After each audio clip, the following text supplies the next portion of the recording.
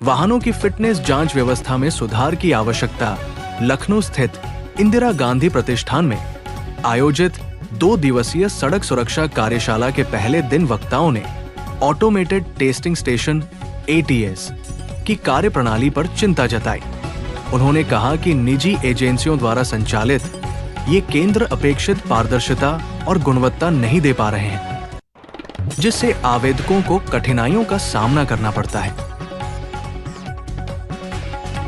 हालांकि वक्ताओं ने यह भी स्पष्ट किया कि सरकारी फिटनेस जांच केंद्र आज भी विश्वसनीय और शुचिता से कार्य कर रहे हैं। जयपुर के motor vehicle inspector Rajesh Kumar Chaudhary ने जानकारी दी कि राजस्थान में 85 में से 82 ATS बंद हो चुके हैं और शेष केंद्रों की सघन मॉनिटरिंग की जा रही है। सड़क सुरक्षा के विविध पहलुओं पर हुआ मंथन कार्यशाला में road safety psychologist Rajni Gandhi ने सड़क दुर्घटनाओं के कारणों पर प्रकाश डालते हुए कहा कि हेलमेट न पहनना मृत्यु दर बढ़ाने का एक बड़ा कारण है। उन्होंने हेलमेट को जीवन रक्षक औषधि की संज्ञा दी और सड़कों पर अतिक्रमण, ट्रैफिक लाइट की गलत टाइमिंग व जेब्रा क्रॉसिंग की कमी जैसे बिंदुओं पर भी ध्यान आकर्षित किया। उनका मानना था कि हादसों के लिए केवल चालक ही नहीं बल्कि अव्यवस्थित यातायात व्यवस्था भी जिम्मेदार है। उत्तर प्रदेश में सड़क सुरक्षा की दिशा में सकारात्मक पहल परिवहन राज्य मंत्री स्वतंत्र प्रभार दयाशंकर सिंह ने कहा कि देश में सबसे अधिक सड़क दुर्घटनाएं उत्तर प्रदेश में होती हैं, जिसका मुख्य कारण राज्य की विशाल आबादी और वाहनों की संख्या है। बावजूद इसके प्रदेश सरकार सड़क सुरक्षा के क्षेत्र में लगातार सुधार के प्रयास कर रही है। उन्होंने परिवहन आयुक्त BN सिन्हा द्वारा सेवाओं के डिजिटलीकरण के प्रयासों की सराहना की और भरोसा जताया कि पारदर्शिता व सुगमता के साथ भविष्य में व्यवस्था और अधिक सुदृढ़ होगी।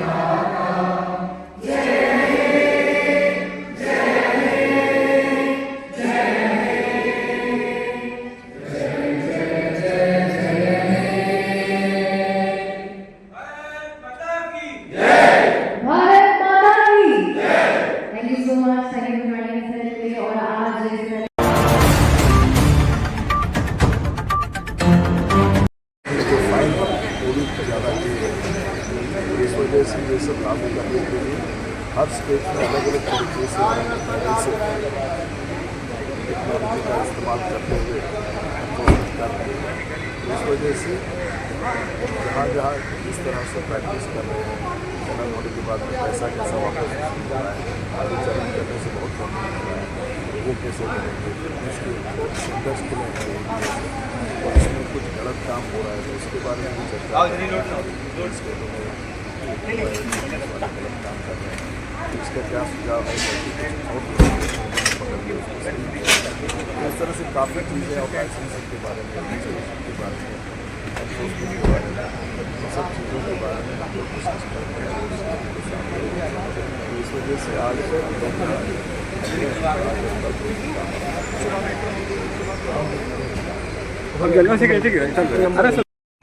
के बाद से सड़क हादसे कैसे कम की जाए। अभी हमारे एक मोटर व्हीकल इंस्पेक्टर की भी सड़क हादसे के दौरान मौत हुई है, चंडीगढ़ के हमारे यूपी के और एक राजस्थान के। हम इस पर ये आयोजन करने का मतलब ये है कि हम एक दूसरी स्टेट जो हमारी बेस्ट प्रैक्टिस है दूसरे से शेयर करें, उसकी दूसरे से करें, कैसे ब्लैक स्पॉट हम आइडेंटिफाई कर पाएँ और उनको कैसे रेक्टिफाई कर पाएँ, कैसे सड़क दुर्घटनाएँ कम हो, ये मकसद ही है यार। इसके बारे में आज जो सेफ एक्सेलरेट की रिप्रेजेंटेशन हुई और एक उन्होंने बस बॉडी कोड की रिप्रेजेंटेशन दी और हेलमेट एडवोकेसी की। ये हेलमेट आजकल स्टैंडर्ड BIS स्टैंडर्ड के हेलमेट नहीं मिल रहे मार्केट में, फेक हेलमेट मैनुफैक्चर हो रहे हैं, वो कम किए जाए। ये सब जो हो रहा है जो कम करने की